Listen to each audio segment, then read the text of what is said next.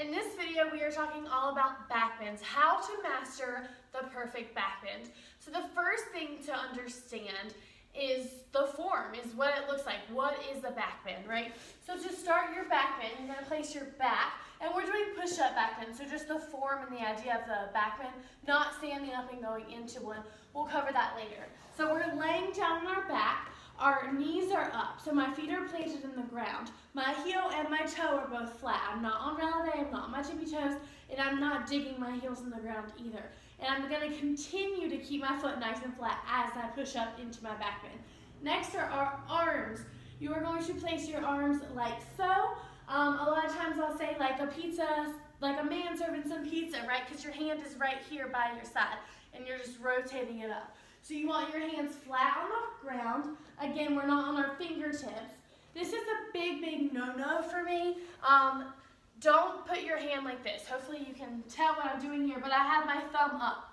Yeah? Don't do that, because if you get in the habit of doing your backbend like that, then you're going to do other tricks like your handstand and your cartwheel and your back handsprings like that. And then you're liable to hurt your thumb or break your thumb, right? Even worse. So just go ahead and get in the habit now of having your hand flat on the ground. So again, my fingertips are pointing towards my shoulders. Yeah, this is the position that you should start in before you push up into your backbend, right here. My hands and my feet are flat on the ground. My elbows and my knees are pointing up to the ceiling. So from here, in order to get up, all I'm going to do is straighten my legs and push my belly button towards the ceiling. I'm also pressing my arms into the floor and rising up into my backbend. All right, so that's what we're going for, this backbend look right here. Now, a lot of times we really struggle with the arm strength to get up into our backbend. That takes a lot of arm strength to push yourself up while you're backwards and upside down, right? So some arm stretches or arm strengthening exercises we can do are working on our tabletop, right? Working on crab walk. So this is like that tabletop position, right? You might do crab walks sometimes across the floor. Those are good. Practicing those crab walks, really pushing that belly button up and working on building that arm strength.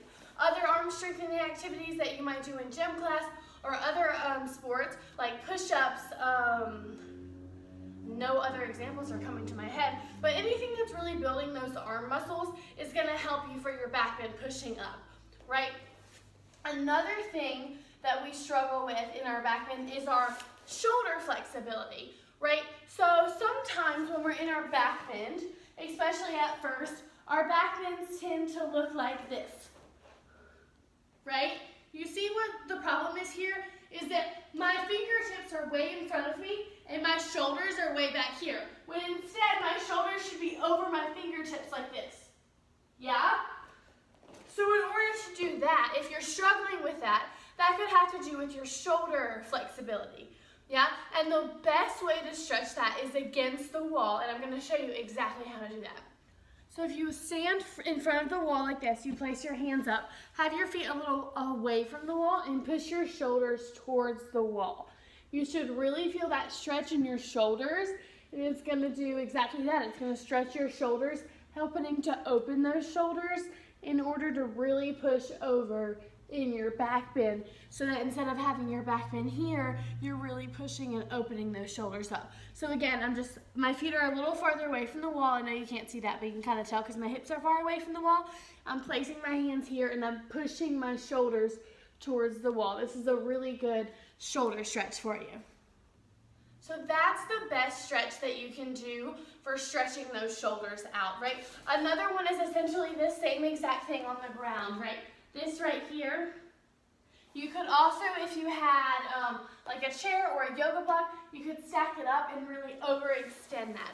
That shoulder stretch is going to help you out in your backbend as well with building up that arm strength.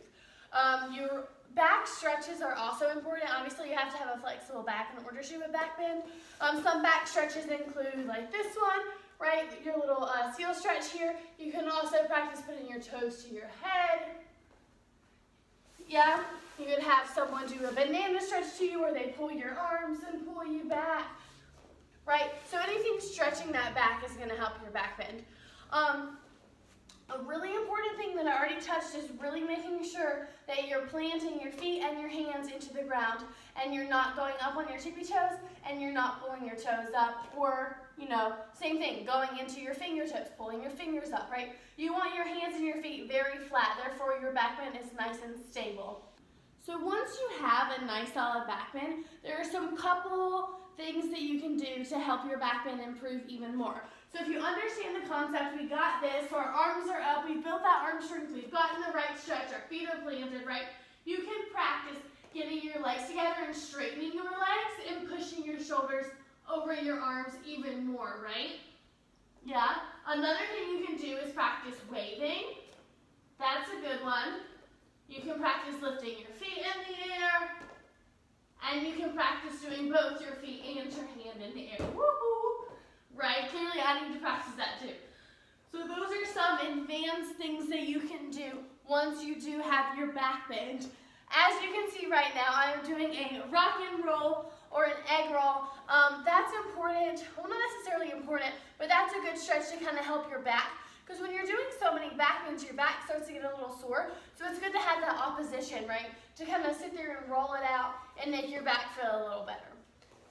That is the main tips that I have for you for your back bend, right? The main things being stretch your shoulders. A lot of times that's the two big problems, is that lack of arm strength and that lack of shoulder stretch. So practicing those two things are really going to help you. Also those back stretches, and then just practicing it. Making sure that your hands and feet are flat, making sure your fingertips are pointing to your shoulder blades, making sure you're stretching your back and your shoulders as far as you can. I mean, if you understand that, then you got the idea. You just have to practice, practice, practice until yours is perfect, right?